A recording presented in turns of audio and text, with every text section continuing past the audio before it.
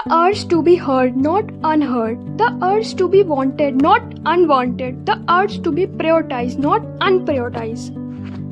Rather, feeling the same heaviness crept up every time they thought. What? The humiliating sting of being unheard, unwanted, unprioritized. तुम ये चाहते हो कि कोई तुम्हें भी समझे, कोई तुम्हें भी जाने, तुम्हें भी कोई प्रायोरिटाइज करे। आखिर क्यों? हमेशा अपने आप से ये पूछना, why I am feeling this? क्यों मुझे ऐसा लगता है कि लोग मुझे समझते नहीं?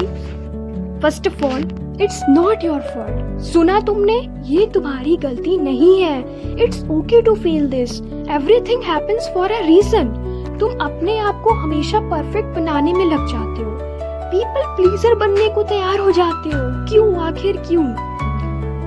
लेट्स बी ऑनेस्ट, ताकि लोग तुम्हें भी प्रायोरिटाइज करें। तुम खुद से ही डिसअपॉइंटमेंट फील करने लगते हो जस्ट बिकॉज तुम्हें लगता है तुमने ऐसा कोई काम नहीं किया कि लोग तुम्हें प्रायोरिटाइज करेंगे। थोड़ा सा ऑनेस्ट होते हैं, कभी कभी जेलस भी फील होने लगता है उन लोगों से जिन्हें ये सब एफर्टलेसली मिलता है। मैंने खुद कई बार ये फील किया है। मैं ये नहीं कह रही कि हम जिनसे ये उम्मीद करते हैं वो गलत ही होंगे। हो सकता है उनमें से कई लोग सही हो, पर कुछ गलत भी तो हो सकते हैं। देखो, एवरी पर्सन इज डिफरेंट। हो सकता है तुम्हें उनसे थोड़ा सा ज्यादा की उम्मीद हो। जस्ट बिकॉज तुम बोलते नहीं, ये जरूरी तो नहीं कि तुम्हें नीड ना हो। चलो एक एग्जाम्पल से समझते हैं। एल्डर सिबलिंग, ये हम सब की लाइफ में होते हैं मोस्टली।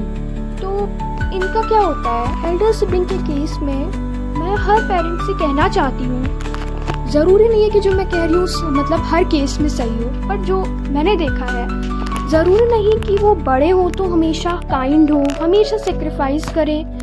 उन्हें भी तो समझो, वो ही क्यों हमेशा सेक्रीफाइस करें। ये मैं उनकी बात कर रही हूँ जो ये फील करते हैं। ऑफेंड मत हो। इसी तरह every hurt has its own story. Okay, theory से समझते हैं। पहली थ्योरी, बिलोंगिंगनेस हाइपोथेसिस। इस थ्योरी के according the need to belong, जिसमें कहा है कि बिलोंगिंग सिर्फ एक चाहत नहीं, ये एक बेसिक ह्यूमन नीड है, बिल्कुल खाना पानी जैसी। जब ये नीड पूरी नहीं होती, हमारा मन और माइंड दोनों स्ट्रगल करते हैं। और अगर हम दूसरी थ्योरी की बात करें, लुकिंग ग्लास सेल्फ, तो इसमें कहा गया है कि हम खुद को वैसे देखते हैं जैसे दूसरे लोग हमें देखते या रिएक्ट करते हैं। मतलब जब लोग हमारी बात सुनते नहीं, इग्नोर करते हैं, तो कहीं ना कहीं हम खुद को कम इम्पोर्टेंस समझने लगते हैं, जबकि असल में हमारी वैल्यू वही रहती है, सिर्फ दूसरों का रिएक्शन चेंज होता है। अब ये तो हो गई मन की बात। अब इसकी फीलिंग को पीस देते हैं सोशियोलॉजी पर्सपेक्टिव के हिसाब से, क्योंकि अगर हमें किसी चीज़ को वो पीस देना है तो उसे समझना पड़ता है, तो सोशियोलॉजी के हिसाब से समझते हैं। इंसान एक सोशल बीइंग है। सोशियोलॉजी का सबसे बेसिक आइडिया, इंसान अकेला सरवाइव नहीं करता, हमें बिलोंगिंग चाहिए होती है। इसीलिए जब हमें इग्नोर किया जाता है या लगता है कि हमारी बात की कोई वैल्यू नहीं है, तो दर्द सिर्फ इमोशन नहीं होता, वो हमारी सोशल आइडेंटिटी को भी अफेक्ट करता है। सो फिर इसका सॉल्यूशन क्या है, आप लोगों के लिए भी और मेरे लिए भी, because I am also this type of person. तो अगर हम देखें तो इसके 2-3 सॉल्यूशन है। पहला, stop measuring your worth only through people's attention.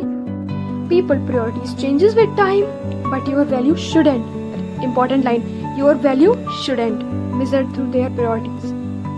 दूसरा, have your own self respect, value your worth.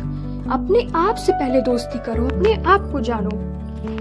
Then build multiple sources of belonging instead of expecting all emotional need from one person. Create different circle, family, friend, work, hobbies, community. तीसरा, express your need. People cannot always read silence. ये जरूरी है। कभी कभी हमें लगता है कि सामने वाला हमें समझे, पर उसके लिए पहले हमें अपनी नीड बतानी भी पड़ती है। हो सकता है वो आपके जितना वो नहीं है कि वो समझ पाए। काम communication is healthier than expecting others to guess. This is my favourite one, because ये मैं अपने पे भी अप्लाई करती हूँ। 3 रीजन तो हो गए। चौथा, difference between intention and circumstance. अपने आप से पूछना, did they intentionally ignore me और वर दे सिंपली ओवरवेल्म्ड। ये एक सवाल ही बहुत सारे मिसअंडरस्टैंडिंग कम कर देता है। 5वां, invest, very important, invest in your own identity.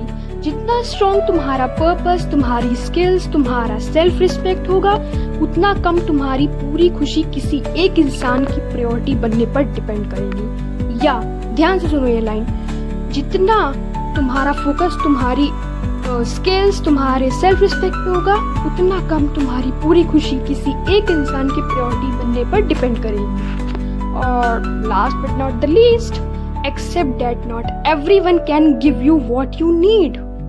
Piece बनाओ इस चीज सेंटेंस से।